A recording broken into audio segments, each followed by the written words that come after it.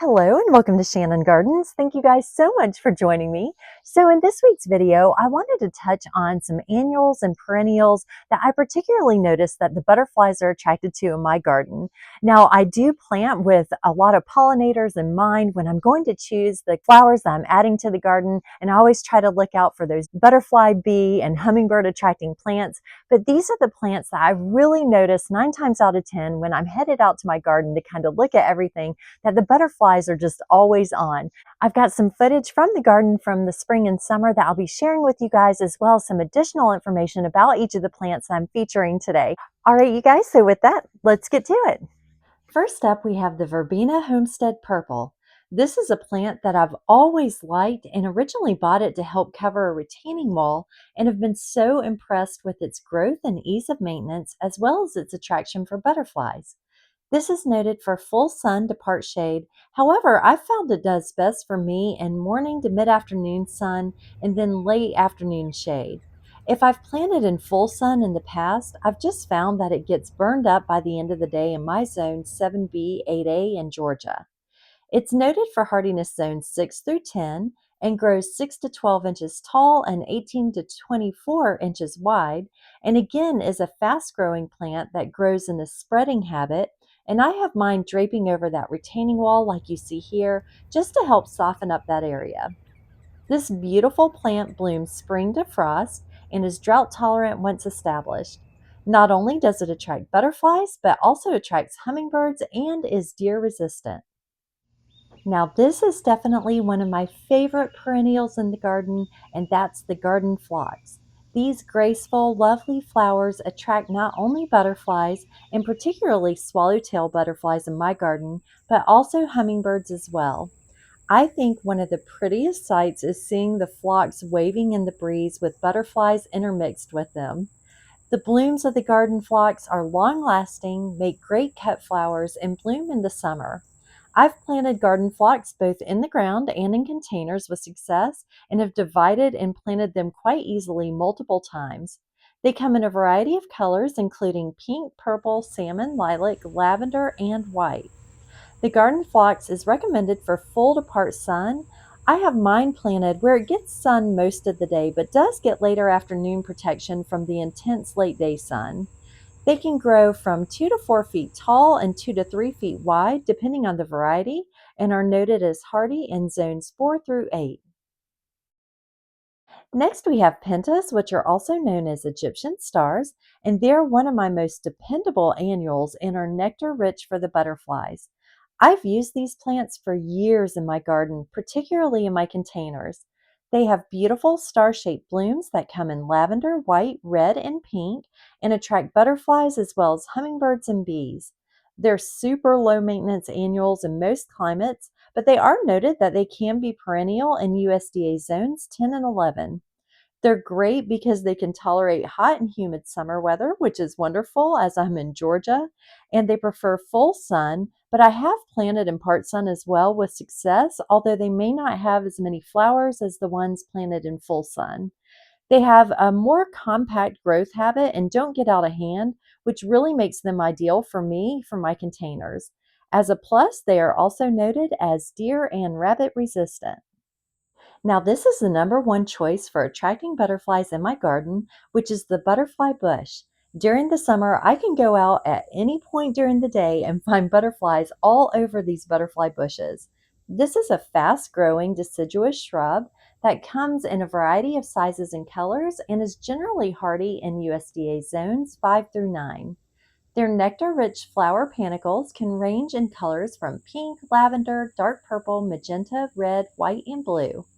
I have a huge butterfly bush in my perennial garden that I've had for years, and it grows at least 6 to 7 feet tall and wide. And then I have a dwarf variety that's about 2 to 3 feet tall and wide in my front walkway area. These shrubs prefer full sun and well draining soil. They are drought, heat, insect, and deer resistant, which is great for my area. Now, I did want to mention that butterfly bushes can be considered invasive in some areas, and there are seedless and sterile varieties that you can look for as well. Next up are zinnias.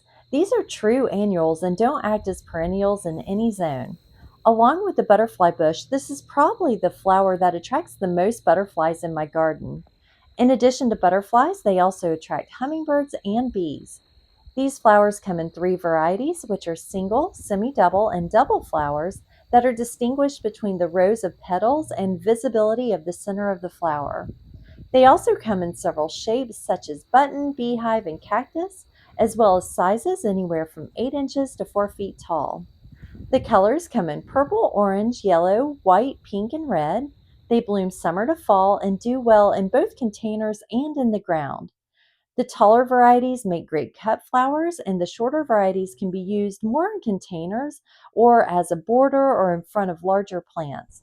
My personal favorite pairing in my garden is planting shorter zinnias in front of the dwarf butterfly bush like you see here. Between the butterfly bush and the zinnias, this area is always busy with butterfly activity. Zinnias are full sun annuals and are deer resistant as well. And I've planted both from seed in more of a cutting garden area and with established plants and have had success with both. They're just both very easy to grow. Our next featured plant is the lovely lantana. I have both annual and perennial lantana in my garden, and the butterflies absolutely love both. These are for full sun and are low maintenance plants that produce so many flowers from spring to fall. They thrive in hot conditions, are drought tolerant, and can tolerate many different soils. They come in a variety of sizes and colors ranging from pink, orange, purple, white, red, and yellow, and generally grow more in a mounding habit, but there are some that can grow more in a trailing habit as well. In addition to attracting butterflies, they also attract hummingbirds and bees and are deer and rabbit resistant. Lantana is also noted as hardy in zones 7 through 11. Now, it is noted that lantana can be considered invasive, so you may want to check into this for your area and zone before planting, and there are sterile varieties available as well. Lantana also attracts several different species of butterflies to the garden, including the long-tailed skipper you see here. That's a personal favorite of mine.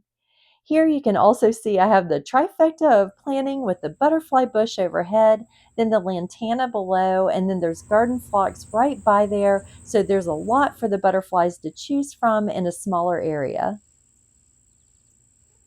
Last is the beautiful Royal Cape Plumbago. This is an annual that I buy every year, and it's a bit more on the expensive side compared to other annuals that I normally plant, but I can't seem to resist the beautiful true blue blooms and the butterflies that are attracted to them. Just look at the color of this plant with the beautiful swallowtail, and I think you'll see what I mean. Now, this plant is actually noted as a perennial in zones 9 through 11, which is definitely a warmer climate than mine, so it acts more as an annual for me. However, I'm trying my first ever attempt to overwinter my Plumbago from last year in my garage, so we'll see how this turns out once spring arrives. Now, another great thing about this plant is that it blooms from spring through fall, is an easy plant to grow, and is noted for full sun to part shade. I usually have mine planted in containers in sun for most of the day with late afternoon protection. You can plant it in the ground or in containers, and it's just such a beautiful addition to the garden. Now, I didn't want to end the video without mentioning butterfly weed. While I only have a little bit of butterfly weed in my garden, I do intend on adding more this year, so stay tuned for a video on that as well. This is a very important plant that monarch butterflies need for their survival, that is a host plant for their eggs. These plants also attract hummingbirds, bees, and beneficial insects in addition to a variety of butterflies. Thank you guys so much for joining me. I was so excited to go through the pictures and videos and just look at all the footage, and I'm so ready for spring and summer to get here and planning for that now. So thank you guys for joining me again. Now, if there's any plant that I didn't mention in today's video that you have that attract butterflies to your garden, please make sure to mention that in the comments. I'd love to hear from you guys and what attracts those butterflies to your garden as well. So thank you so much for joining me again. Please make sure to like, subscribe, and click the notification bell so that you can be notified each time I upload a new video.